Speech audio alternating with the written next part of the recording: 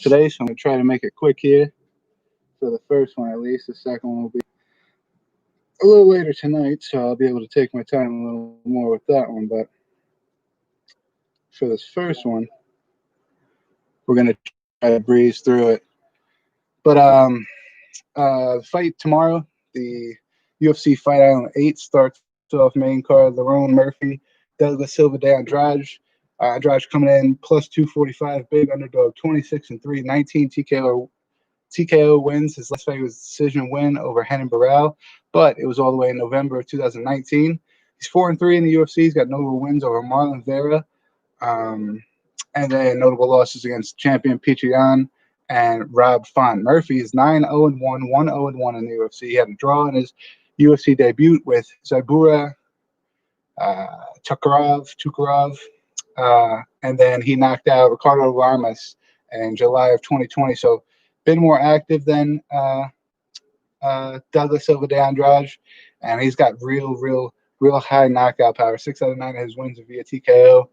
Same as Andrade. Andrade a little bit smaller. I'm going to go ahead and give it to Lerone Murphy. Matt Schnell versus Tyson Nam. Nam 20-11-1, 2-2 in the UFC. He lost decisions to Sergio Pettis and Kai Kara-France to start his career, and then he knocked out Zaruka Edashev and Jerome Rivera in his last fight. He's never been submitted in his career. He's 12-3 by knockout. He's fighting Matt Schnell, who's 14-5, 8-1 by submission. So he's more of a submission fighter. 4-3 in the UFC. His most recent fight was a loss where he got knocked out by Alejandro Pantoja. That was December 2019, so a little over a year ago. Before that, he was on a 4-fight winning streak, though, that included guys like Luis Samolka and Jordan Espinoza. So Matt Schnell was impressive for a very long time. Knocked out by Alejandro Pantoja. Nothing wrong with that. Pantoja's at the top of the division. Going against Tyson Nam, who's extremely skilled all around. 32 pro fights to 19 pro fights. Slight experience advantage. I think we have a cardio advantage with Tyson Nam. We're going to a Tyson Nam decision on that one. Roxanne Modafferi versus Vivian Ajuro, 25-17 is Modafferi. I think like 6th for most MMA fights all time for a woman. She's 8-1. Oh no, that's not her shit. She's 16-13 by decision. So 39 of her 42 fights going to decision. 4-4 in the UFC. Her only one finish in the UFC was a TKO over Barb Honchak in 2018. Her last fight was a decision win over Andrea Lee. BJJ black belt, brown belt in judo. It's kind of silly about her record. You know, you hate to pay attention to things like this, and you hope that fighters eventually learn to break things like this. Is that for the past, I think, 8 or 9 fights, she's went win, loss, win, loss, win, loss, win, loss. Most recent fight was a win. She's coming in as an underdog. Vivian Ajuro is no joke. She is also a black belt in jiu-jitsu, 9-2, 7 finishes, 3 knockouts, 4 submissions, never been submitted in her career. 2-1 by decision, 3-1 in the UFC. Her only loss was a decision loss to Jessica Ai, and she has decision wins over Montana De La Rosa and Alexis Davis. If it's going to go to a decision, I'm going to give it to Ajuro. If it's a jiu-jitsu battle on the ground, you never know. I mean, I think both women are very experienced in jiu-jitsu, and either one could land in something that could finish the other woman if they take the fight to the ground. It might not go there, though, but we'll see. Don't count out Roxanne Modafferi at all. Ike Villanueva's fighting Vinces Morea. Ike is 16-11, 0-2 in the UFC with knockout loss to Chase Sherman. Dr. Stoppage loss to Jordan Wright in his most recent fight. 14 out of 17 of his wins via TKO. He's never had a submission win in his career. He's been finished 10 out of 11 of his losses, 5 by knockout, 5 by submission. So I think he's only been to, let's see if we can find it. He's only been to a decision 4 times in his 27-fight career. Jorge is 9-4, 0-3 in the UFC, so very similar situations for the two guys. He got knocked out by Alonzo Menefield and Eric Anders, and then he was submitted by Paul Craig. So I don't know how you lose to Alonzo Menefield and Eric Anders and then draw Paul Craig. I guess it was a short notice type thing, but either way, bad draw of 3 guys for Mariah there. He's 8-9 out of his wins are via submission, and 3 out of 4 of his losses are via knockout, which Isaac Villanueva's got great hands. He's a great boxer, and he's got a lot of power, so I'm going to go Isaac Villanueva there. Warley Alves and Monir Lazzez in the co-main event. Alves is 13-4, 9 finishes, 3 knockouts, 6 submissions, 3-4 since 2016.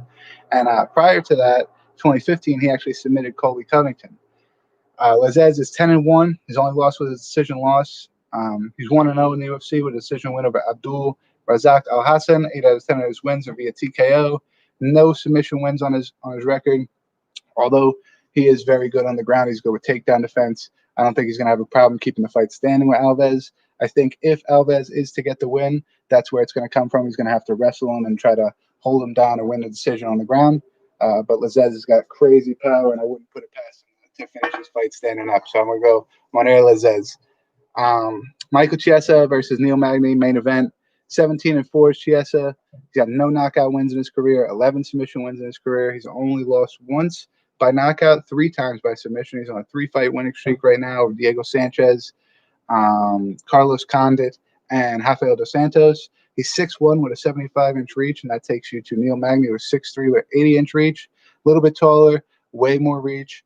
Magny's probably going to keep the fight standing. Magny's 24-7, 7 wins by knockout, 14 by decision. He's on a 3-fight winning streak, and also with decisions over Li Jingliang, Anthony Rocco Martin, and Robbie Lawler was his most recent one. Both guys very good on the ground, very good at jiu-jitsu. Neil Magny has evolved his game very nicely to be a very good striker. And Michael Chiesa, in his last fight, I think it was RDA, showed very good striking, but I don't think it's on the level of Neil Magny right now. And I think Neil Magny is going to be able to strike his way to a 3-round decision because, or no, to a 5 round. So that's another thing. Magny probably has a lot better cardio because he trains in a high elevation, I think in Colorado. So I'm going to give the cardio to Magny, striking to Magny. Ground game goes to anybody, but I don't think it's going to stay there long. So I'm going to go Neil Magny. Also on the card, Omari Akhmedov versus Tom Baris, Ricky Simone versus Jatalo Perillo, Sue Matajari versus Zuruka Adashev, Docha Lungabula versus Marcus Perez, Francisco Figueroa versus Jerome Rivera, Mike Davis taking on Mason Jones, Umar Nurmagomedov is taking on Sergey Morozov, and then Victoria Leonardo is taking on Marion Ferrote, whatever. Short video, like I said. If you're going to want to catch these fights, they're going to be tomorrow morning. If you're on the East Coast, it's going to start probably 8 o'clock in the morning. Main card starts at about 12, so I think 8, 9 o'clock the prelims will probably start. Pretty early. Work day sucks, but I mean, if you can, definitely watch them. There's some great fights on this card. That's going to lead us into Saturday's card. Dustin Poirier, Conor McGregor. Again, this is part 1 of 2 videos. I'm going to release this video, put it up, go eat, do my thing later tonight. I'm going to come back and record the preview for Dustin Poirier, Conor McGregor. So I always say be back on Tuesday. Nope, be back in a couple hours. See you then. Till then, stay barbecue, fellas.